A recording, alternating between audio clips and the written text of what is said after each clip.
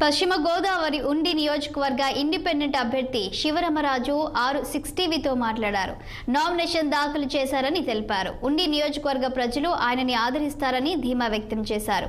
పోటీ నుంచి ఎట్టి పరిస్థితుల్లోనూ తప్పుకోను అని, ప్రత్యర్థి ఎవరైనా గెలుపు ఖాయమని ఆత్మవిశ్వాసంతో ఉన్నారు.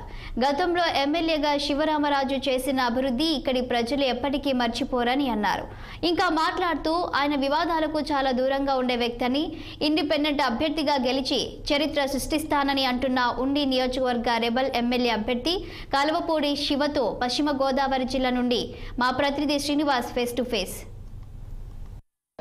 నామినేషన్ల పర్వం ఈ రోజుతో ముగియడంతో ఉండి నియోజకవర్గంలో జల వాహినితో ఉండి నియోజకవర్గంతా జన సముద్రంగా మారిన వైనం ఏదైతే వేటుకూరి శివరామరాజు ఇక్కడ కలవపూడి శివని ఎమ్మెల్యే అభ్యర్థిగా, స్వతంత్ర అభ్యర్థిగా, రెబల్ అభ్యర్థిగా కూడా పోటీ చేశారు. అశేష జనవాహిని ముందు మొత్తం ఉండి అంతా జన సముద్రంతో నిండిపోయిన ఏదైతే ఉందో వారి మాటలు అడిగి తెలుసుకున్నాం. సార్ చెప్పండి, ఈ రోజు నామినేషన్ లాస్ట్ రోజు వేయడం, ఇంత పెద్ద ఎత్తున అంటే వేల మంది కూడా జనం రావడం, ఇది ఏ రకంగా తీసుకొచ్చి అంటారు? అంటే విజయం తథ్యం అనే కోణంలో ఆలోచించవచ్చు అంటారా? నేను ఉండి నియోజకవర్గ ప్రజలతోటి ఒక ఆత్మీయుడిగా ఉండే వ్యక్తిని. ప్రజలందరూ కూడా నన్ను ఆదరిస్తారు. నేను అదే అభిమానంతో నేను పార్టీకి కూడా లాయల్గా, విధేయుడిగా పనిచేసే వ్యక్తిని. నేను అదే ప్రజలకు నా మీద ఉండే ఆదరణ దృష్టిలో పెట్టుకుని అధిష్టానాన్ని నేను టికెట్ కోరటం జరిగింది. అధిష్టానం నాకు టికెట్ ఇవ్వకపోగా కనీసం నన్ను ఆదరించిన పరిస్థితి లేదు, కనీసం గౌరవించిన పరిస్థితి కూడా లేదు. అటువంటి పరిస్థితుల్లో నేను వాళ్ళు 20 రోజులు నేను వెయిట్ చేశాను. అయినా కానీ నన్ను ఎవరు కూడా పలకరించిన పరిస్థితి లేదు. దాంతో నేను ప్రజాక్షేత్రంలోకి వెళ్ళాను.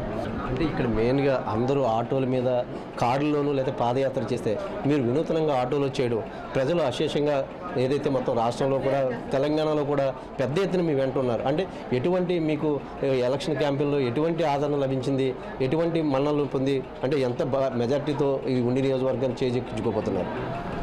నేను ఆటో అని నేను నార్మల్గా ఏదైనా ఒక పని చేయాలనుకున్నప్పుడు ఆ పని కమిట్మెంట్ తోటి చేస్తాను. నేను ఒక స్వతంత్ర ఎమ్మెల్యే టీడీపీలో నేను కరడుగట్టిన వ్యక్తిగా, ఒక కమిట్మెంట్తో పనిచేసే వ్యక్తిగా 20 సంవత్సరాలు పార్టీలో నాకు ఉండి నియోజకవర్గ ప్రజలతో కూడా నాకు బాండింగ్ ఉంది. అటువంటి పరిస్థితుల్లో నేను ప్రజల దగ్గరికి వెళ్ళి నేను స్వతంత్ర అభ్యర్థిగా పోటీ చేస్తున్నాననే విషయాన్ని ప్రజలకి కమ్యూనికేట్ చేయాలి. కమ్యూనికేట్ చేయాలంటే నాకు ఉన్నది 30 రోజులే. 30 రోజుల్లో నేను సుమారు 90,000 ఇళ్ళని కలవాలి.